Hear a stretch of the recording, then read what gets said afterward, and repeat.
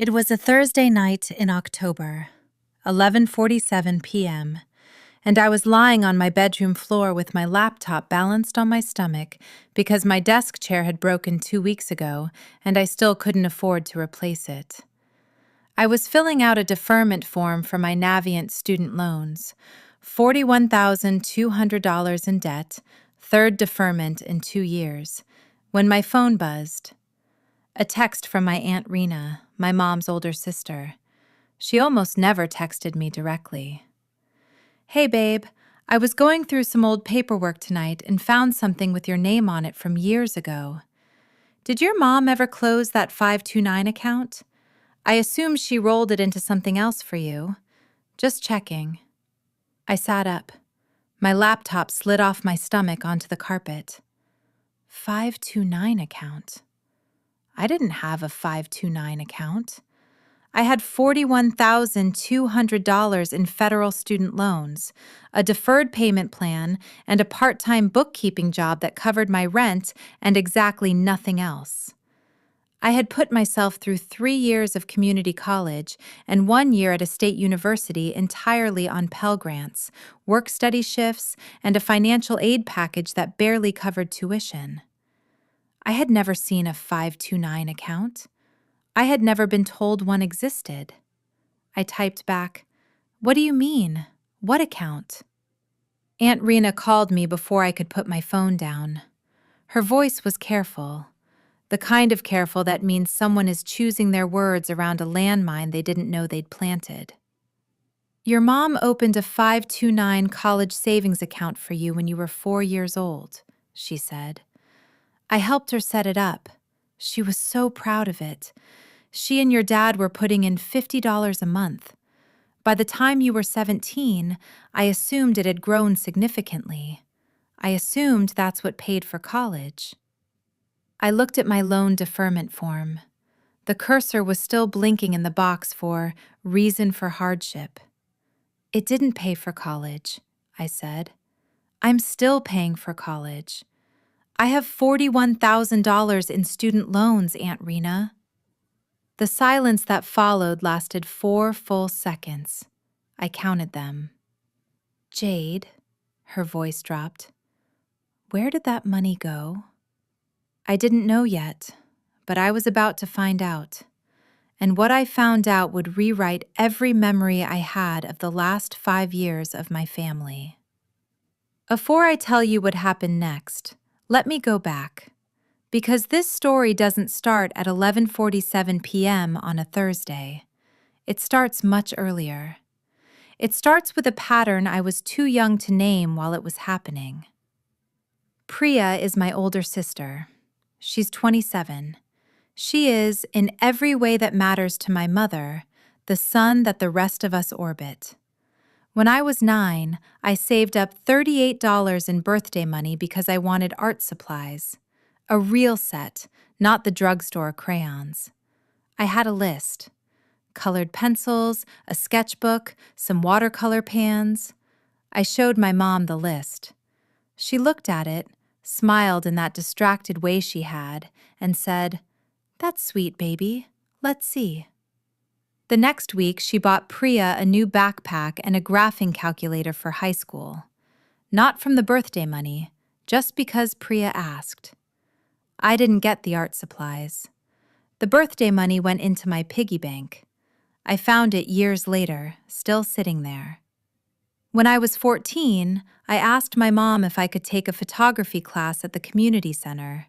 $40 for 6 Saturdays. She said money was tight. That same month, she co-signed a credit card for Priya so Priya could build her credit before college. I didn't get the photography class. I took free YouTube tutorials instead. When I was 16, I did the math. I figured out that if I got a part-time job and saved every dollar, I could pay for a used camera by senior year. I told my mom. She said, "You're so resourceful, Jade. That's your best quality." She meant it as a compliment. I stood in the kitchen and heard it as something else.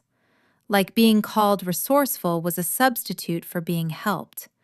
like my independence was something she'd manufactured by withholding. When I was 18 and applying for college, I asked my mom point blank, "Do we have any savings for this?" She looked at me. She said, "Apply for financial aid first. We'll figure it out." I applied for financial aid. I got a package. I took the loans. I figured it out. She never mentioned the 529 account. Not once. Never asked again. I told myself that wanting help wasn't the same as deserving it. That if I worked hard enough and stayed quiet enough, I'd be fine on my own. I was right. I was fine. I was also $41,000 in debt, lying on a carpet at midnight, finally learning that fine had come at a price someone else decided I should pay. That's always been the trick. That's always been the trick with my family.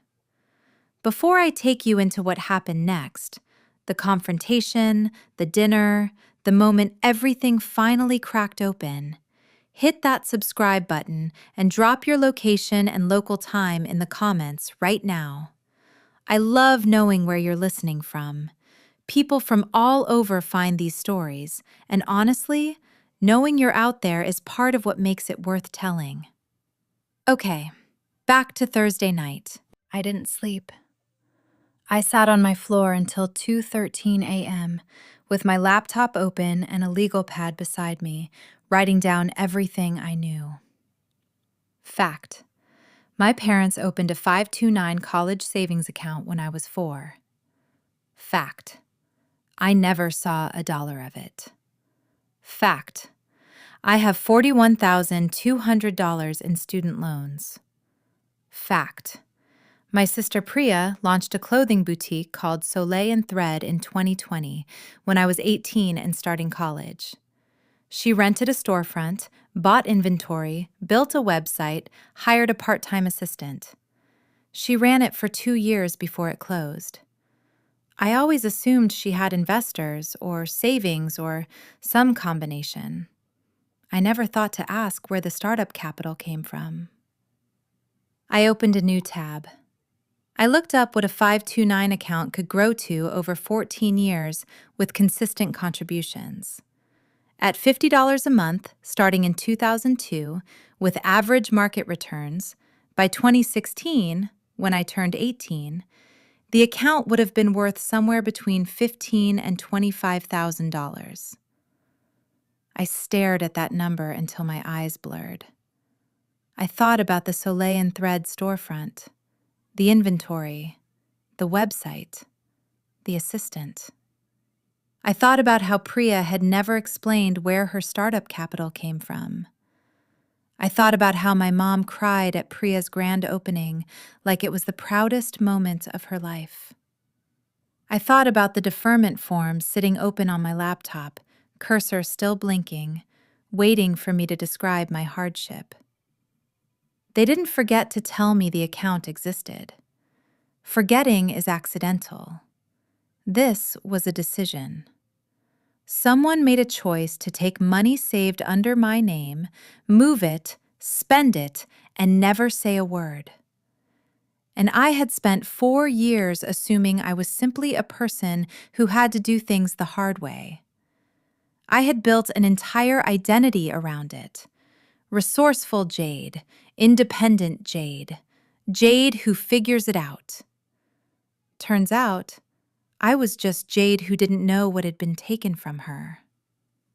I called my mom at 9 a.m. on Friday, not because I'd calmed down, because I needed to hear her voice when she didn't know what I knew.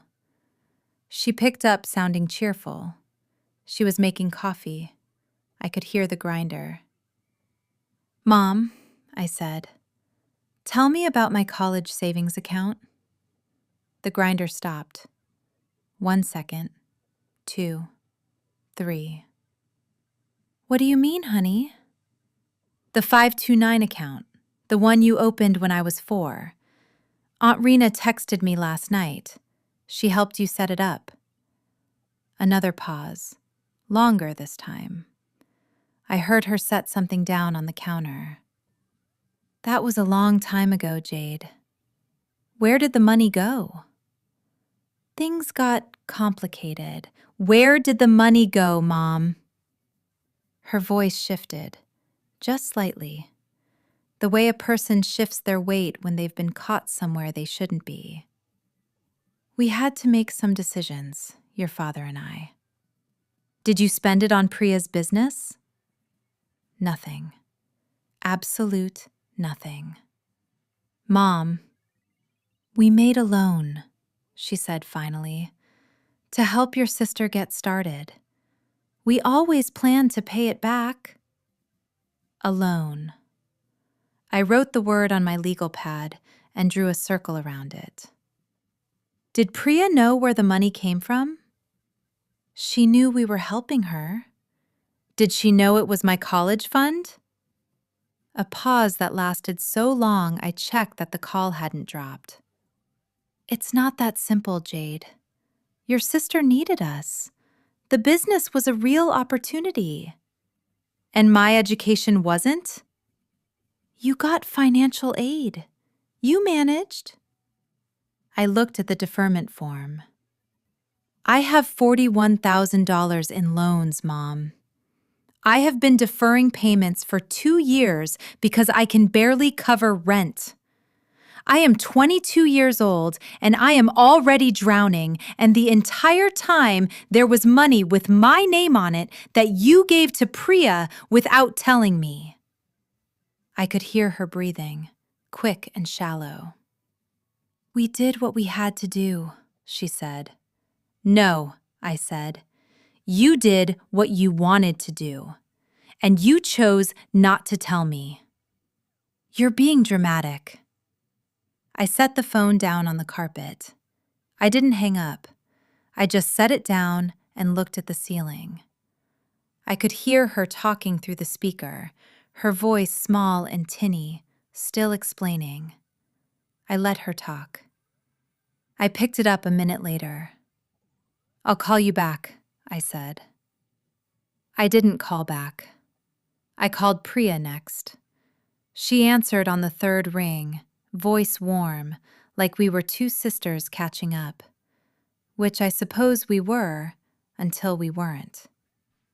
Hey, do you have a minute? Yeah, what's up? I want to ask you something, and I need you to be straight with me. A small pause. Okay. When Mom helped fund Soleil and Thread, the startup capital, do you know where that money came from? Silence. Thinner than my mother's silence. More brittle. She said it was savings, Priya said carefully. It was my college savings account. The 529 they set up when I was 4. Nothing. I counted 6 seconds. Jade, did you know? I didn't know the specifics. Priya, did you know? I knew she was helping me with money. I didn't know it was yours. Specifically, I didn't... She stopped, started again. I thought they had savings for this kind of thing. They did, I said. It was saved under my name, for my education, and it paid for your inventory and your storefront deposit, and now your business is closed and I have $41,000 in debt. I heard her breath catch, and beneath that sound, beneath the defensiveness and the performance of not knowing, I heard something smaller, something that might have been shame, or might have just been fear that I could see her clearly.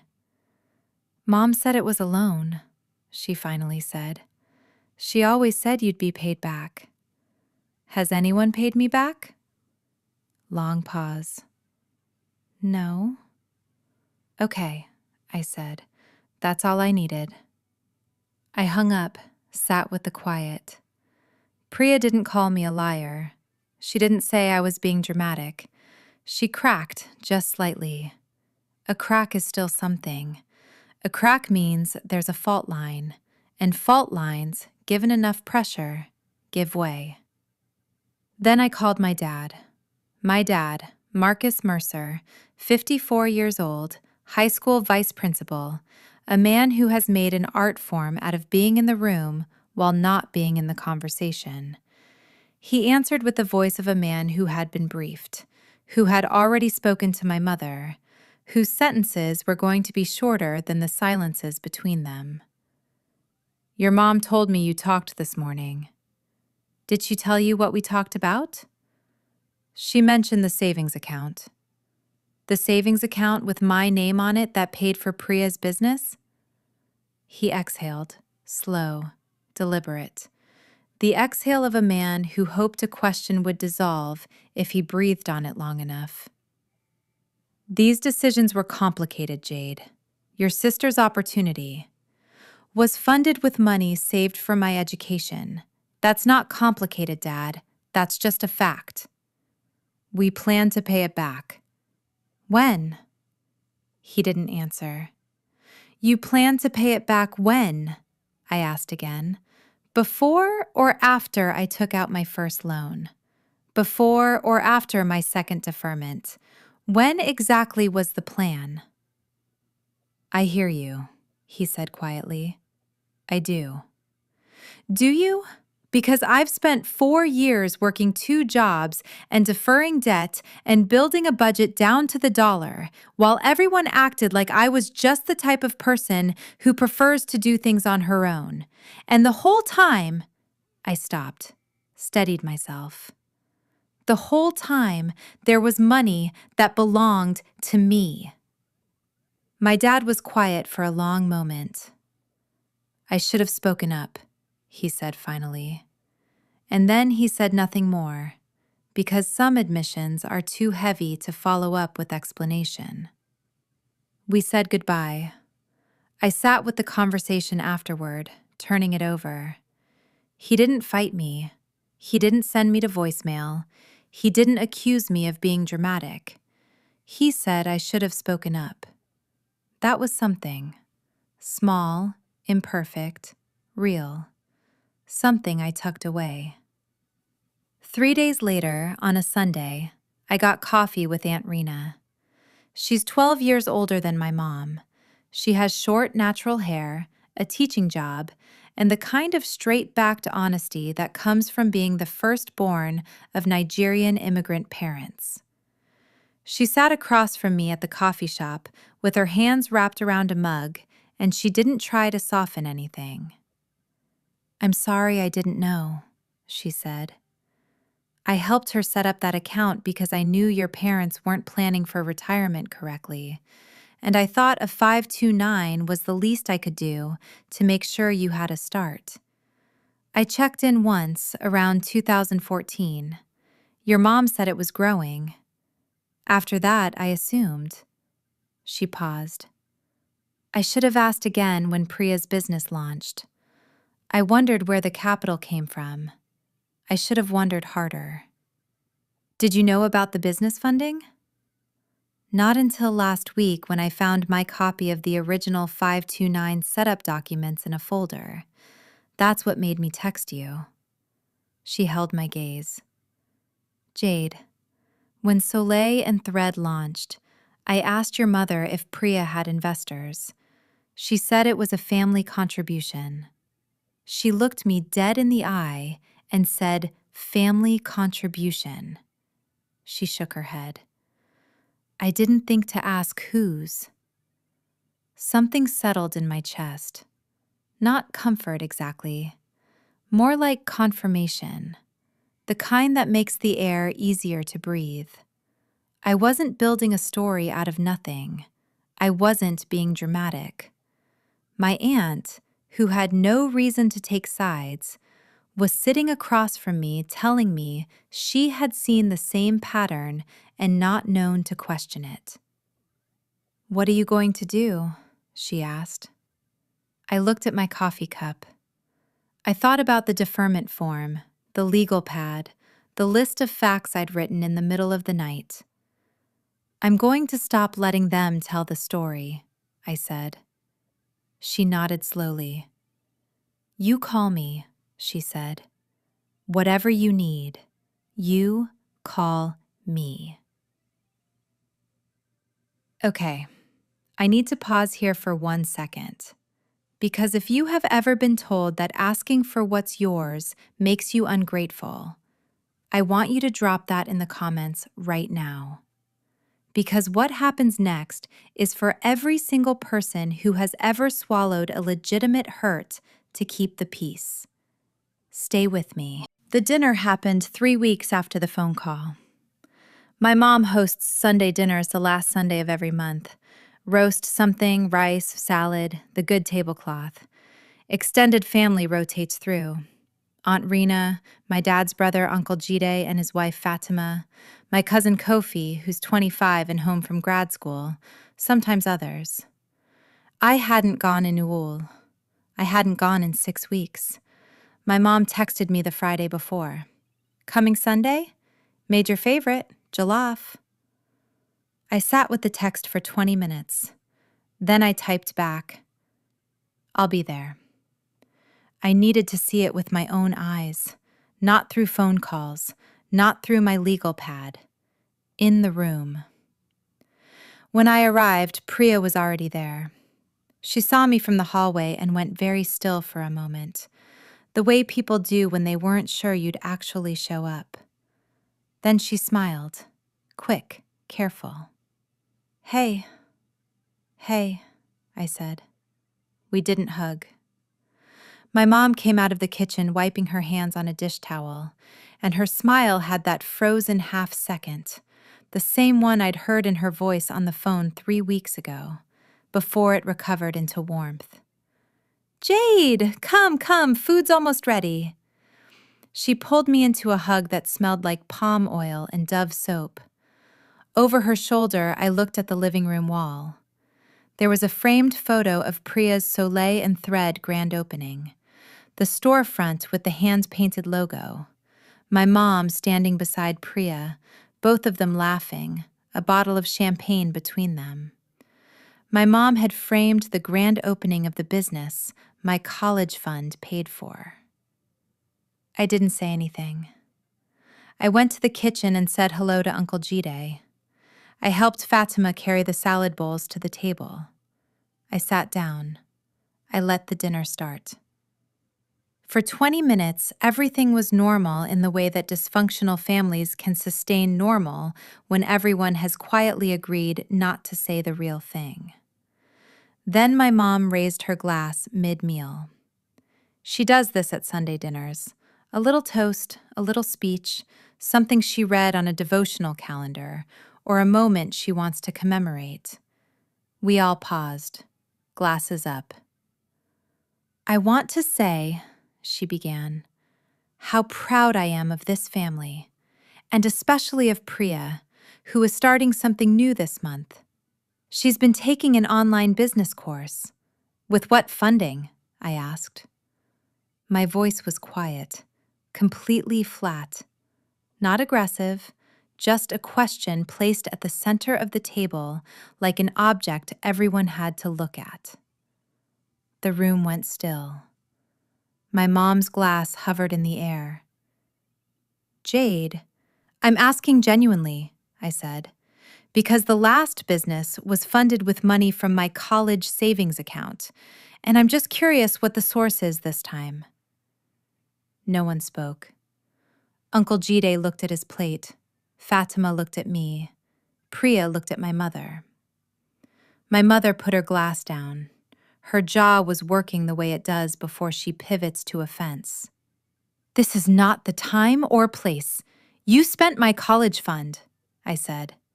Same quiet voice, same flat delivery. That's not an accusation. That's a fact. There was a 529 account in my name. You used it to launch Priya's business without telling me. I found out 6 weeks ago from Aunt Rena. I have $41,000 in student loans. I just wanted the family to know since we're all here. Aunt Rena, sitting 3 chairs down, did not look surprised. She set her fork down carefully. She looked at my mom with an expression I will never forget. Not angry, just clear. the look of someone who has been lied to by way of omission and is done pretending otherwise. "Diane," she said quietly, "is this true?"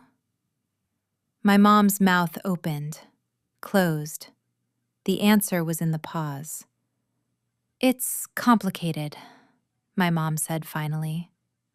"It isn't," Aunt Rena said. "I helped you set up that account. For Jade, specifically." Kofi, my cousin, who had been silently eating his jollof this entire time, looked up. "Wait, her college fund? For real?" He looked at me. "Jade, I didn't know." "No one did," I said. "That was the point." Priya pushed back her chair. Her voice came out louder than she intended. "I didn't know where the money came from, okay? I didn't know it was her fund. You knew it was my money," I said, looking at her. Not angry, just accurate. "When I called you, you said you thought there were savings for this kind of thing. My name was on the account, Priya. At some point, you had to know it was coming from me." Her mouth opened. "You didn't ask," I said. "And not asking was a choice." She had no response to that. Not because she was speechless from shock, but because the people who have always been chosen are rarely equipped for the moment when their complicity is named plainly and without theater. She sat back down. She looked at her plate. My dad said from the far end of the table, very quietly, "We handled it wrong." My mom's head snapped toward him. "Marcus, we handled it wrong," he said again. He wasn't raising his voice.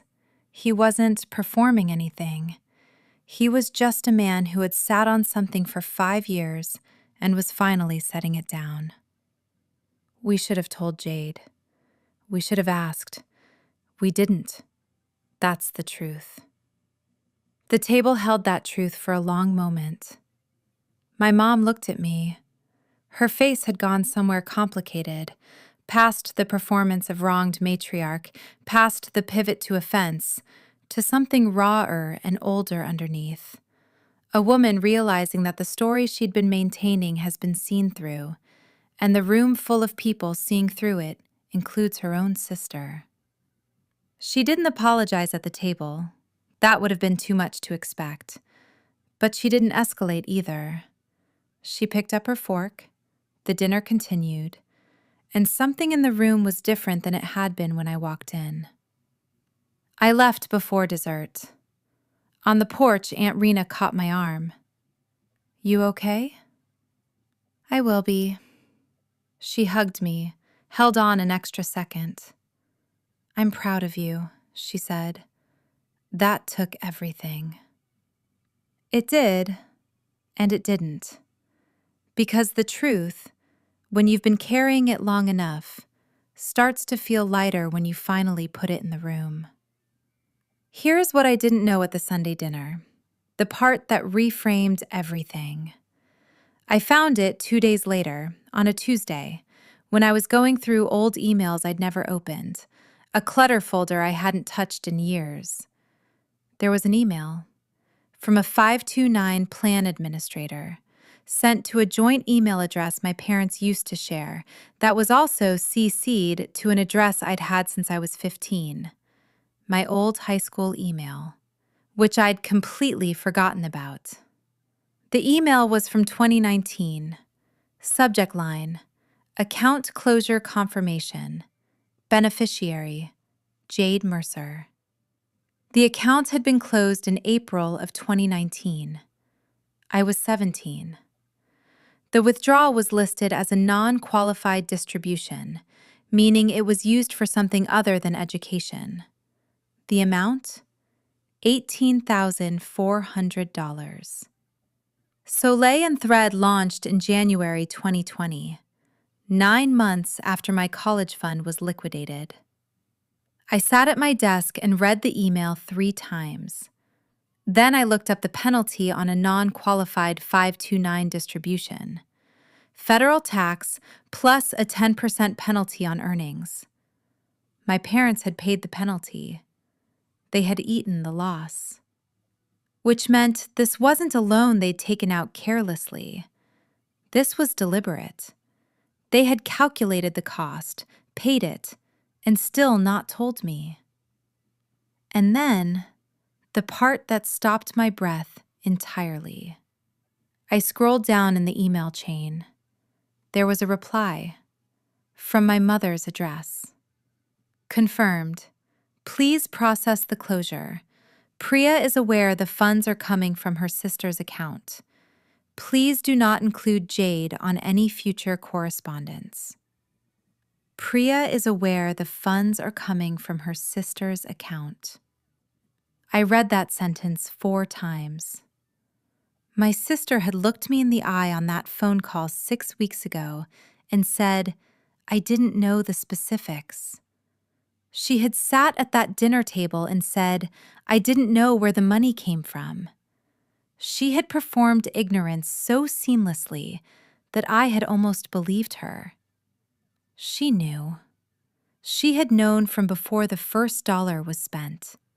She had watched me take out loan after loan. She had watched me work double shifts to cover rent. She had called me at Christmas to tell me about her boutique's latest inventory drop. She had stood in that storefront, surrounded by the clothes my tuition money paid for, and she had never once said, I'm sorry, Jade. I should have said something. Not an accident. Not ignorance. A decision. I forwarded the email to my own address 3 times, for redundancy. I saved it in a folder. I printed it out. Then I sat back and thought very carefully about what I was going to do. Didn't blow up the family group chat. I didn't call Priya screaming. I didn't post anything online. I did the thing I have always done. The thing my family always mistook for passivity. I waited. I collected myself. And when I was ready, I wrote a letter. Not to the group chat. A letter, printed on paper, mailed to my parents' house. It said, I know about the email. I know Priya knew. I know this was not a misunderstanding or a loan or a complicated family decision. It was a choice to take money that belonged to me, spent it without my knowledge or consent, and then watch me go into debt while no one said a word. I am not writing this to punish you. I am writing it because I need you to understand the full weight of what happened. I am not asking for apologies. I am asking for the money back. Every dollar, with interest, calculated at the federal student loan rate for the years I've been paying. I am putting this in writing because I deserve something in writing. If that conversation is one you want to have, I'm open to it. If it's not, I will understand what that means, and I will make my decisions accordingly. I love you. That's exactly why this letter exists. Jade. I mailed it on a Wednesday morning, first class. My mom called me the following Sunday. She had been crying, but not the performance kind, the kind that comes when someone has read something they cannot unknow. Priya told me she forgot, she started. She didn't forget, I said. I have the email. A long silence, the kitchen clock ticking in the background. I know, she said finally. Not, I'm not sure what you're referring to. Not, that's not what happened. Just, I know. And in those 2 words, the entire architecture of her version of events collapsed. I told myself it was temporary, she said. I told myself we'd pay it back before you needed it. By the time you started applying to college, Priya's business was already in trouble, and She stopped. I didn't know how to tell you. The longer I waited, the harder it got. And then you got your financial aid package, and I thought—" She trailed off. "You thought I'd be fine," I said. "Yes." "You thought I'd be fine, so you didn't have to say anything." "Yes." Her voice broke on the word. Not a performance, just a woman holding the truth of herself. I waited. "I'm sorry, Jade," she said. "I'm so sorry. I don't know if that means anything right now, but I am." I let the words sit in the air between us. I didn't rush to tell her it was okay, because it wasn't okay yet. Maybe it would be, one day. Maybe it would take a long time, but I wasn't going to hand her absolution she hadn't earned just to make the silence comfortable. "Thank you for saying it," I told her. "We're going to figure out the money. That conversation still needs to happen." "I know," she said. "Your father and I talked. We want to do right by you." I held the phone and looked out my window at the street below. A couple walking a dog, a kid on a bike. Ordinary October afternoon. "Okay," I said. That was all. It was enough for that day. My dad texted me that evening. Not a long text, not an explanation or a negotiation. 4 lines. "I am ashamed of what we did. I am not ashamed of who you are. You built something real out of a situation that wasn't fair to you. I see that. I should have seen it 5 years ago." I read it 3 times. I didn't cry.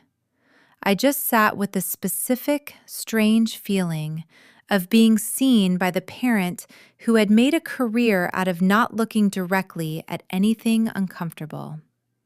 It was imperfect, late, real. I texted back, "Thank you, Dad. Let's talk this week." He replied, "I'll call Thursday." He did. Priya is still not talking to me. She saw the letter. She knows I have the email.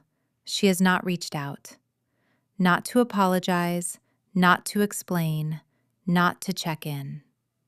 The last text I got from her was the week of the Sunday dinner.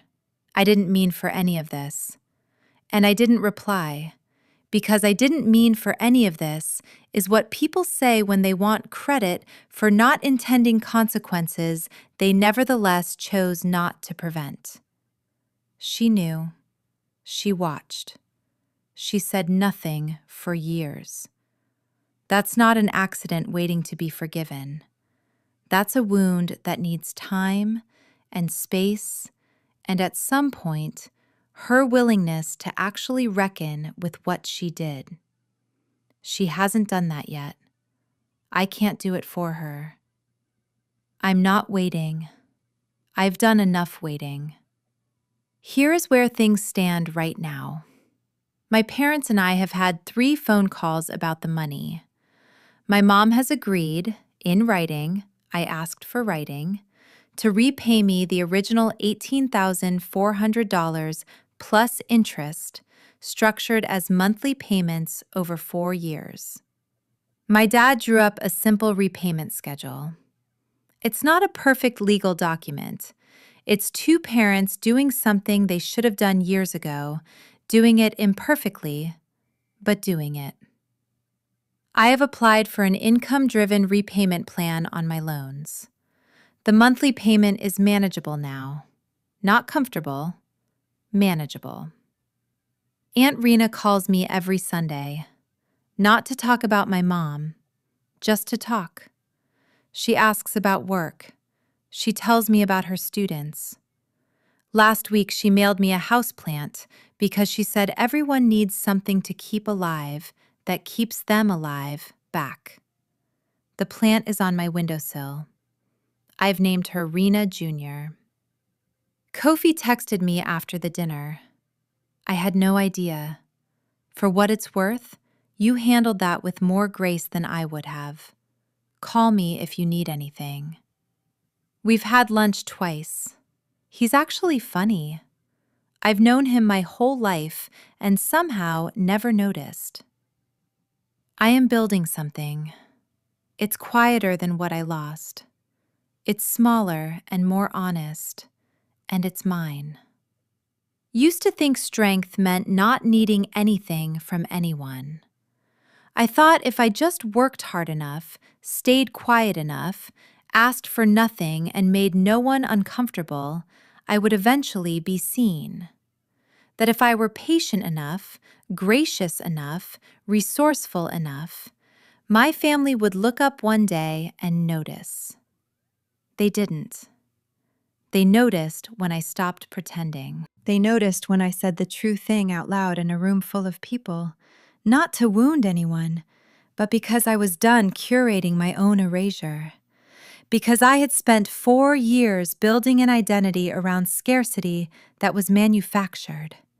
Because $41,000 of debt deserved a real reason, and the real reason was sitting in a file folder with my name on it. I spent 22 years waiting for someone in my family to look at me and say, "You matter just as much." Turns out I was always allowed to say it first. Turns out saying it doesn't make you dramatic. It makes you awake. And being awake is the beginning of everything. If this story hit close to home, if you've ever been the one who carried the quiet version of an injustice because making noise felt like too much of a risk, I want to hear from you. Drop a comment. Tell me where you're listening from. Tell me what it cost you to finally say the real thing out loud. Subscribe if you haven't. There are more stories like this in the description. Click one and keep going. And tell me, what was the moment you stopped waiting?